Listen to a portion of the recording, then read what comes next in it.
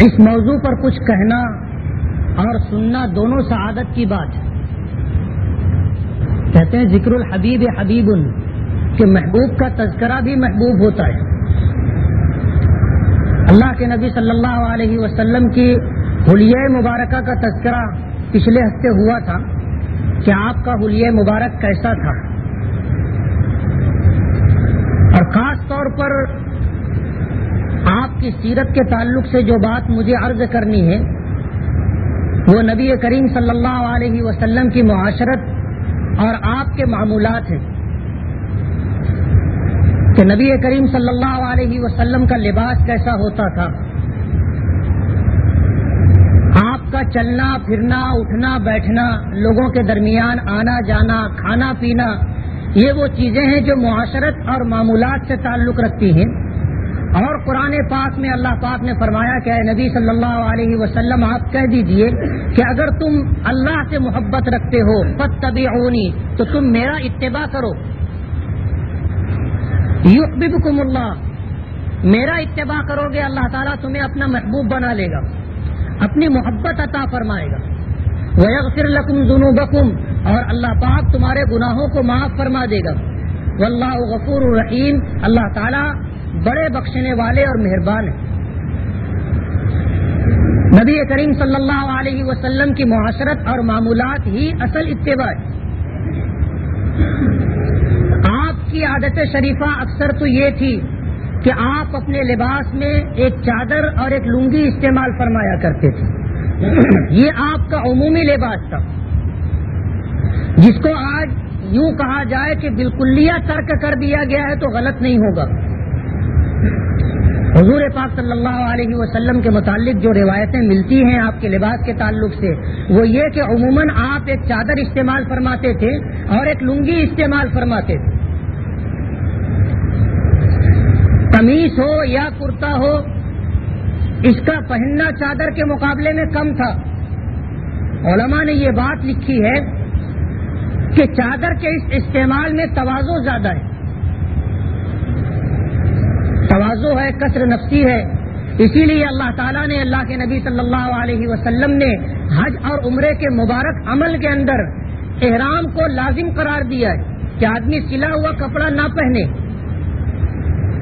بے سلی ہوئی چادر لنگی کی جگہ پر اور قمیص کی جگہ پر ایک دوسری چادر استعمال کی جائے، اس لیے کہ اس لباس کے اندر فقیرانہ شان ہوتی ہے، اس لباس کے اندر کسر نفسی اور تواضع ہوتی ہے. اللہ کے نبی صلی اللہ علیہ وسلم عموماً لباس کے نام سے یہی چیز استعمال فرمایا کرتے تھے کہ ایک لنگی آپ کے جسم مبارک پر ہوتی تھی اور جسم کے اوپر بدن کے مبارک حصے کو ڈھانکنے کے لیے آپ چادر استعمال کیا کرتے تھے. ایک صحابی فرماتے ہیں غالباً حضرت معاذ رضی اللہ تعالی عنہ کہ حضور پاک صلی اللہ علیہ وسلم جو چادر استعمال فرمایا کرتے تھے یہ آپ کا اکثری معمول تھا، لیکن آپ نے کرتا بھی پہنا ہے، قمیض بھی استعمال فرمائی. حضرت ابو امامہ فرماتے ہیں کہ حضور پاک صلی اللہ علیہ وسلم جو قمیض استعمال فرماتے تھے اس کی لمبائی گھٹنوں سے نیچے ہوتی تھی. قمیض جو آپ نے استعمال کی، کرتا جو آپ نے استعمال کیا، لمبائی اس کی گھٹنے کے نیچے تھی اور ٹخنوں سے اوپر تھی. اب بعض روایتوں سے معلوم ہوتا ہے کہ پنڈلی تک آپ کا کرتا یا قمیض کی لمبائی ہوا کرتی تھی. حضرت حذیفہ رضی اللہ تعالی عنہ جو حضور کے رازدار کہلاتے ہیں، صحابہ کرام میں سے ہر صحابی کی کوئی نہ کوئی شان ہے. صدیق اکبر رضی اللہ تعالی عنہ کو اللہ تعالیٰ نے صداقت میں امتیاز بخشا تھا. حضرت ابوبکر صدیق رضی اللہ تعالی عنہ کو عدالت میں انصاف میں اللہ نے کمال عطا فرمایا تھا. حضرت عثمان غنی کو اللہ نے حیا اور غنا میں کمال بخشا تھا. حضرت علی رضی اللہ تعالی عنہ کو زہد میں شجاعت میں کمال عطا کیا تھا. غرض کے جتنے صحابہ ہیں ہر صحابی کے اندر حضور پاک صلی اللہ علیہ وسلم کی تعلیمات میں سے کوئی نہ کوئی تعلیم جھلکتی ہوئی نظر آتی ہے. اور علماء نے ایک بڑی عجیب بات لکھی ہے، وہ یہ بھی کہ ہر صحابی حضور پاک صلی اللہ علیہ وسلم کا عملی تعارف ہے. جیسے قرآن پاک کی عملی تفسیر نبی کریم صلی اللہ علیہ وسلم کی مبارک زندگی ہے، اسی طرح صحابہ کرام حضور پاک صلی اللہ علیہ وسلم کا تعارف ہے. کہتے ہیں کہ درخت اپنے پھل سے پہچانا جاتا ہے، اور استاد کے کمال کا پتہ اس کے شاگردوں سے معلوم ہوتا ہے کہ یہ استاد کتنا با کمال ہے۔ اگر اس کے کمال کا اندازہ کرنا ہو تو اس کے شاگردوں کو دیکھو۔ اسی طرح صحابہ کرام جو شاگردان مصطفیٰ ہیں، اگر نبی کریم صلی اللہ علیہ وسلم کے کمال کا اندازہ کرنا ہو تو صحابہ کرام کو دیکھو۔ آپ کی تعلیمات کا ایک ایک جز کسی نہ کسی صحابی میں علی وجہ الاتم آپ کو ملے گا، اور یہ تمام خوبیاں اور یہ سارے کمالات نبی کریم صلی اللہ علیہ وسلم میں یکجا تھے۔ تو حضور پاک صلی اللہ علیہ وسلم کے جو بھی کمالات ہیں اور خوبیاں ہیں کسی نہ کسی صحابی کے اندر پائے جاتے ہیں، اور یہ آپ کا تعارف ہے۔ حضرت حذیفہ رضی اللہ تعالی عنہ کے متعلق آتا ہے کہ یہ نبی کریم صلی اللہ علیہ وسلم کے رازدار تھے۔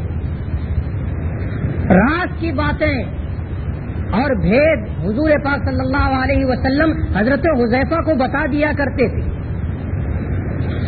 بعض روایتوں میں آتا ہے کہ حضرت حذیفہ رضی اللہ تعالی عنہ نبی کریم صلی اللہ علیہ وسلم سے جو باتیں پوچھا کرتے تھے وہ عموماً اسی ضمن کی ہوا کرتی تھی۔ حضرت حذیفہ کے متعلق آتا ہے کہ حضور نے انہیں بتا دیا تھا کہ آج اس وقت کتنے منافقین ہیں، ان کے نام کیا ہیں، کس قبیلے سے ان کا تعلق ہے۔ حضرت عمر فاروق رضی اللہ تعالیٰ عنہ اپنے زمانے حکومت میں جب امیر المومنین بنائے گئے، صدیق اکبر رضی اللہ تعالیٰ عنہ کے بعد مسلمانوں کے خلیفہ بنے، تو اس وقت کسی کے انتقال پر وہ یہ دیکھا کرتے تھے کہ حضرت حذیفہ ان کے جنازے میں شریک ہیں یا نہیں۔ اگر حضرت حذیفہ اس مرحوم کے جنازے میں شریک ہوتے تو حضرت عمر بھی نماز جنازہ میں شرکت کیا کرتے تھے۔ اور صحابہ کرام کا معمول تھا کہ کسی کا انتقال ہو جائے تو اس کے جنازے میں ضرور شریک ہوتے تھے۔ حضور نے ایک موقع پہ فرمایا کہ مسلمان کا مسلمان پر 5 حق ہے کہ اگر سلام کرے تو سلام کا جواب دے، بیمار ہو تو اس کی عیادت کرے، انتقال ہو جائے تو اس کے جنازے میں شریک ہو،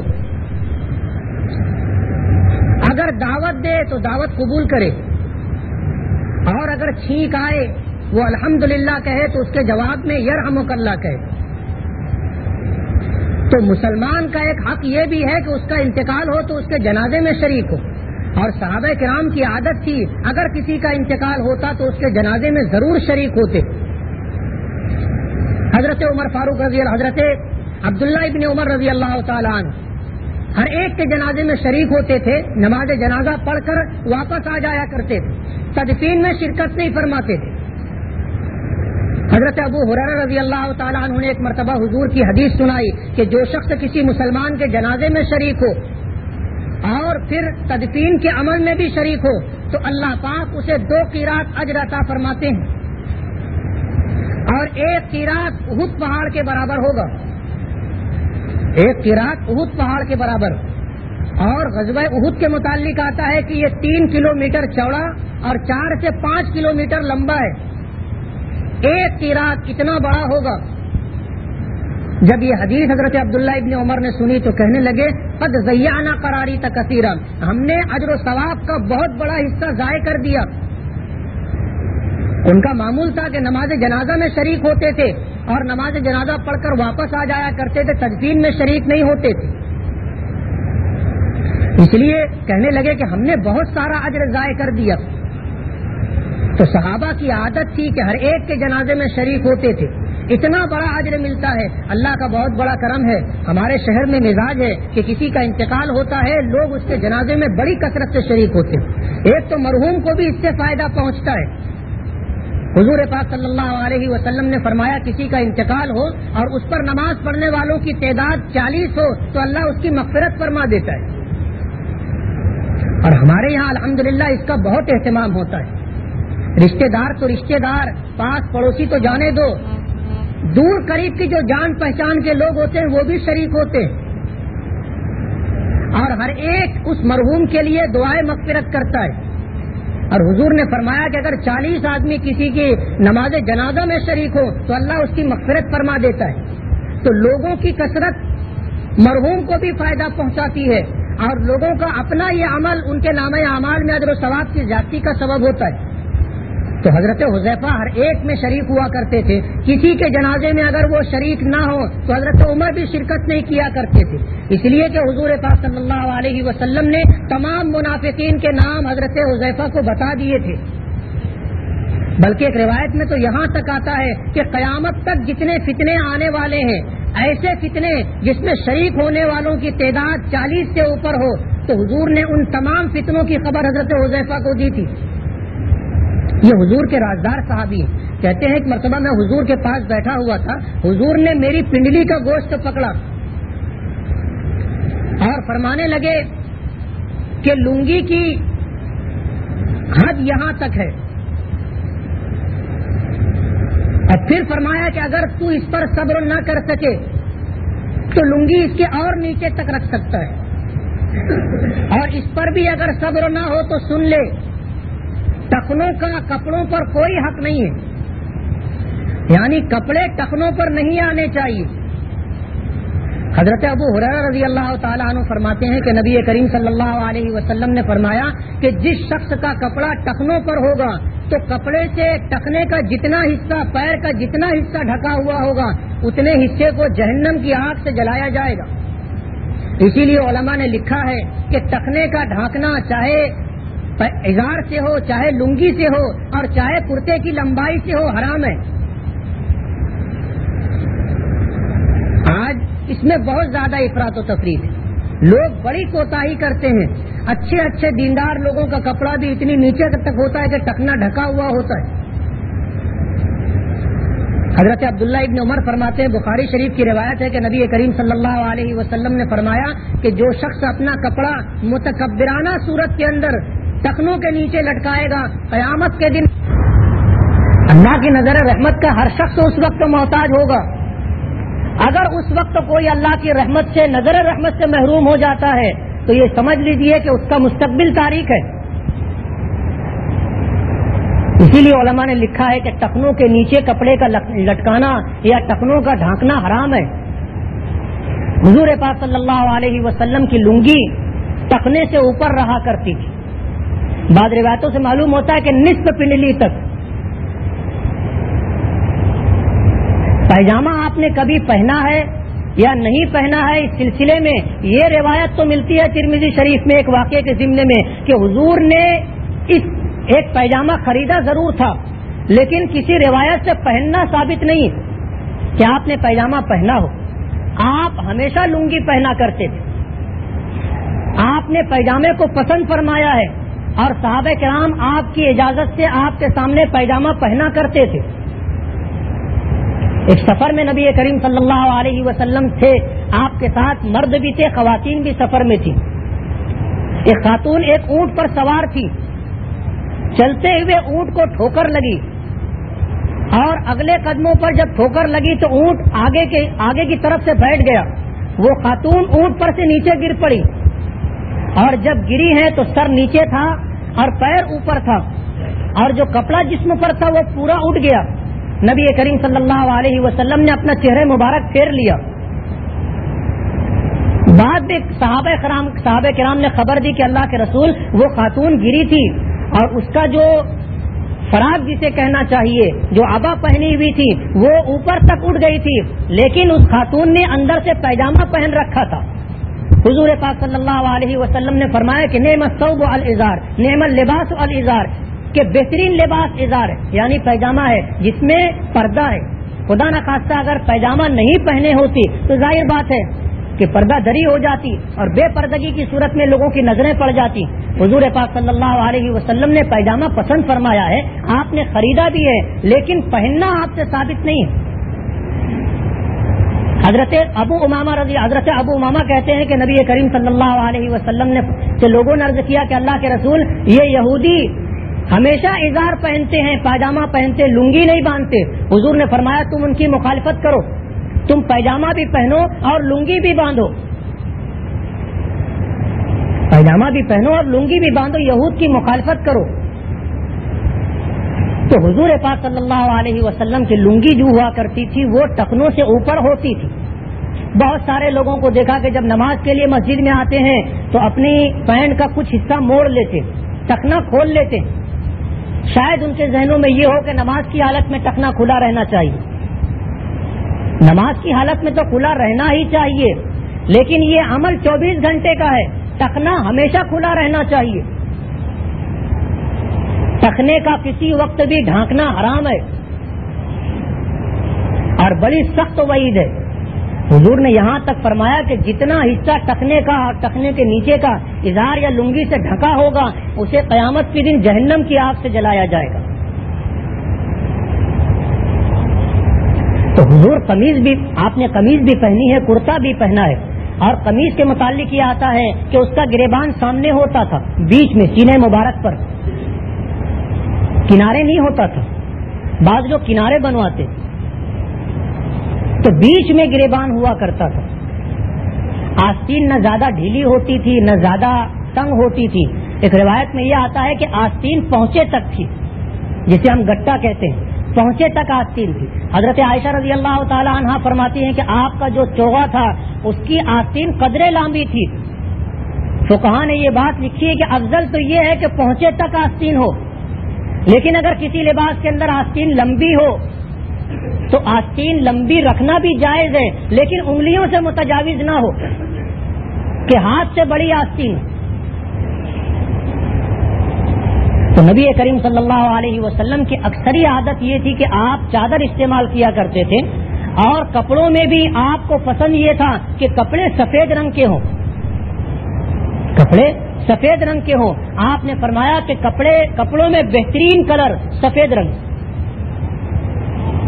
اور آپ نے یہ بھی فرمایا کہ زندگی میں سفید کپڑا پہنو، اور جب کسی کا انتقال ہو جائے تو اپنے مردوں کو سفید کپڑے میں کفن دو.